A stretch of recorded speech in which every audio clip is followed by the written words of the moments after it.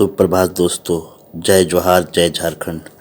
मैं सुजीत आप लोगों के बीच में एजुकेशन हब एसओपी में लेकर के आ गया हूँ नागपुरी का तीसरा पोयम, जो आपके पुस्तक वन केवरा भाग 1 से ली गई है। इस कविता का नाम अगर देखा जाए दोस्तों तो वो है तोर बिना। तोर बिना इस कविता के जो हमारे कवि हैं या रचयिता हैं वो हैं मधुसूदन दुबे। इन्होंने अपनी पंक्तियों के माध्यम से पक्षी की विरह को प्रस्तुत करने का काम किया है, जिसमें हम प्रस्तुत पंक्तियों के माध्यम से उसके भाव को देखने का काम करेंगे। चलिए शुरुआत करें वन केवरा भाग 1 तोर बिना, जिसके रचयिता मधुसूदन दुबे हैं। इन पंक्तियों में कहते हैं कि प्रेम के बगिया काले कई गेले सुनारे, धीक धीक लागे सोना तोर बिना जीना रे।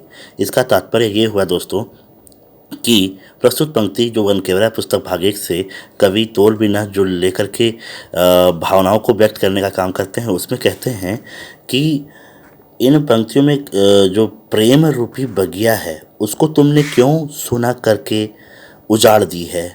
इस जीवन को तुमने सुना करके जाना क्यों हुआ है। जीवन जीवन की अब कोई ही अर्थ ही नहीं रही है। जीवन की अब कोई अर्थ ही नहीं रही है। तुम्हारे बगैर निरस ये जीवन महसूस होती है, तो मुझे छोड़कर क्यों चली गई हो। इस भावना को और ज़्यादा गहराई से बताते हुए कविराज जो हैं वो अगली पंक्ति के माध्यम से बताते हैं कि खोता उजराए दिले बसल बसेरा के जन कहाँ खोजी ले ले नवा एगो डेरा। जल बिना मीन लखे लागे जोड़ी बिना रे, धीक धीक लागे सोना तोर बिना रे।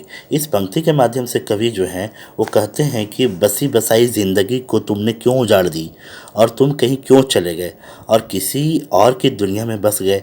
अब जीवन बिना, जिस तरह से मछली अपने पानी के बगैर नहीं रह सकती, वैसे हमारी हालत भी आपके बिना हो गई है। तुम्हारी जोड़ी कुछ अधूरी सी है, तुम्हारे बिना मेरा जीवन अधूरा सा है। ये कवि बहुत ही मर्मम दृश्य को प्रस्तुत करते हुए इस कवि के इस पंक्ति के बारे में कहते हुए कहते हैं कि जो तुमने मेरी दुनिया को छोड़ करके किसी और की दुनिया में जाके बस गई हो, ये कहाँ तक सार्थक है। ना तुम पूरे हो ना मैं पूरा हूँ, इसमें हमारी दोनों की दुनिया बिल्कुल अधूरी है। इस बात को कवि प्रदर्शित करते हुए आगे का वक्तव्य में कहते हैं कि डेना फहराए करब के कर से बतिया, सालेला करेजा सोची बिंथेला छतिया, फनी बिना मनी जस होवेला मलिन रे, धीक धीक लागे सोना तोर बिना जीना रे। इस पंक्ति में क्या कहते हैं कि जब हम साथ थे तो दोनों कोई गगन में पंख फैलाकर हर सुख दुख की बातें करते थे, और अब किससे करूँगी ये सोचकर कलेजा फटने जैसी पीड़ा होती है। कीमती नाव में भी सवार होकर के उस नाव की कीमत बिल्कुल ज़ीरो मात्र है तुम्हारे बिना। अब तुम्हारे बिना जीवन बिल्कुल अधूरा सा है। कभी कहते हैं कि अब जीवन में कुछ भी कीमती चीज़ें हैं या किसी भी तुम्हारे साथ बिताए हुए जो पल हैं, अब मैं उस जगह पे जाता हूँ तो वो सुकून, वो जो उस समय का हमारा जो आपसी संबंध के बारे में, या ये कह सकते हैं कि हमारी जो उस समय की जो मस्ती थी या उस समय का जो मोमेंट था, वो हमारे लाइफ से अब जा चुका है। तुम्हारे बिना आज मैं उस जगह पर जा रहा हूँ, मुझे वो सारे पल याद आते हैं, लेकिन कोई भी राहत जैसी चीज़ अब महसूस नहीं होती सिवाय तुम्हारे बिना। आगे की पंक्तियां हैं जिसमें कहते हैं कि दिन बीते जैसे तैसे ना बीते रतिया, कैसे तोके मीठी मधु मिले ना गतिया, पाखी जैसे पंख बिना होवे छिया छिया रे, धिक धिक लागे सोना तोर बिना जीना रे। अब इस पंक्ति के माध्यम से कवि क्या कहते हैं उसको हम लोग देखेंगे। कहते हैं कि जो दिन पहले तुम्हारे साथ जो बीता करती थी ना, वो बहुत आराम से कब दिन और रात हो जाता था पता नहीं चलता था, लेकिन अब की स्थिति क्या है कि अब तुम्हारे बिना दिन तो मैं किसी तरह से काट लेता हूँ, जैसे तैसे यहाँ वहाँ करके दिन तो बीत जाती है, लेकिन रात काटना बहुत ही मुश्किल सी रात गुजरती है।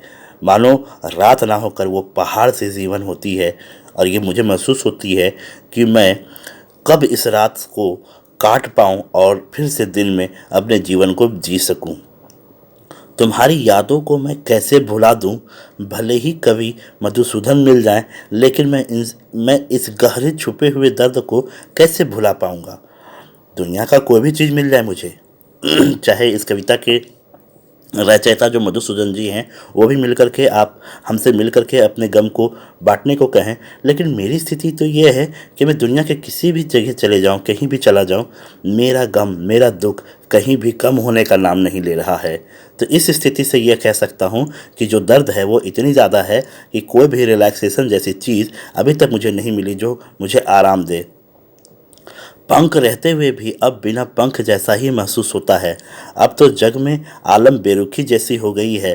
पंख रहते हुए लोग मेरी मजाक उड़ाते हैं कि पंख किस काम का पक्षी का। पक्षी होते हुए भी पक्षी जगत में मेरी स्थिति पक्षी जगत की नहीं रह गई है। तो बताओ तुम ही कि ये जीवन तुम्हारे बिना कैसे पूरा होगा। इसलिए कवि कहते हैं कि तोड़ बिना जीवन अब बिल्कुल अधूरा सा लागे है। तो ये कवि जो अपनी पंक्तियों के माध्यम से बता रहे हैं कि किस तरह से पंछी जो है अपने जीवन को बिल्कुल निरस्त अधूरा करके चली गई है अपने प्राणनाथ के साथ, जो बेरुखी हो रखी है उसके जीवन में। इस पंक्ति के माध्यम से कवि इन सारी बेरुखी को दर्द को बाहर निकालने का काम अपने शब्दों के माध्यम से करने की कोशिश किए हैं। ये तो बात हुई तोड़ बिना जो मधुसूदन दुबे द्वारा जो रचित कथा है उसमें व्यक्त एक पंछी की कहानी है जिसको आप सब ने बहुत ही ध्यान लगा करके सुना होगा। आई होप कि ये चैप्टर आपको समझ में आई होगी स्टूडेंट। मैं इस शब्दार्थ के पहले एक रिक्वेस्ट करूंगा कि अगर आप वीडियो मेरी देख रहे हैं और पसंद आ रही है, ये कंटेंट आपको हेल्पफुल महसूस हो रही हो, तो प्लीज़ लाइक शेयर और सब्सक्राइब करने में पूरा मदद करें, क्योंकि मैं देख रहा हूँ आप लोगों का जो धीरे धीरे प्यार है मेरे प्रति बढ़ता जा रहा है और मैं 1 बाय 1 करके सारे टॉपिक्स को कवर करने की कोशिश में लगा हूँ।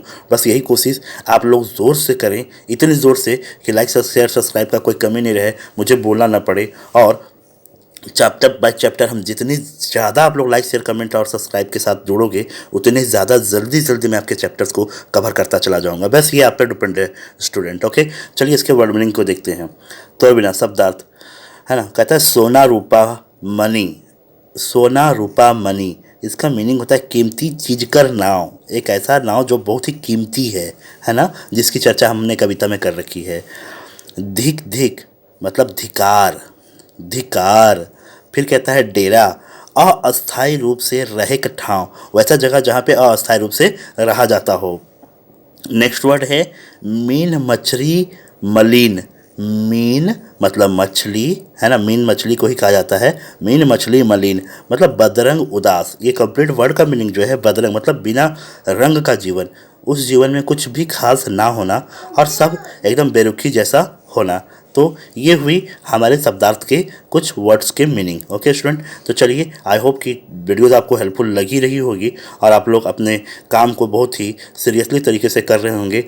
एग्ज़ाम नज़दीक है, सीरियसली पढ़ाई करें। सभी को हमारे चैनल में बने रहें, लाइक शेयर कमेंट्स का भरमार सहयोग दें और सारे नागपुरी के जो कविताओं का और बाकी जो 2-3 बुक हैं वो सारी चीज़ों को कवर करने के लिए हमें मोटिवेट करें। जय हिंद, जय झारखंड।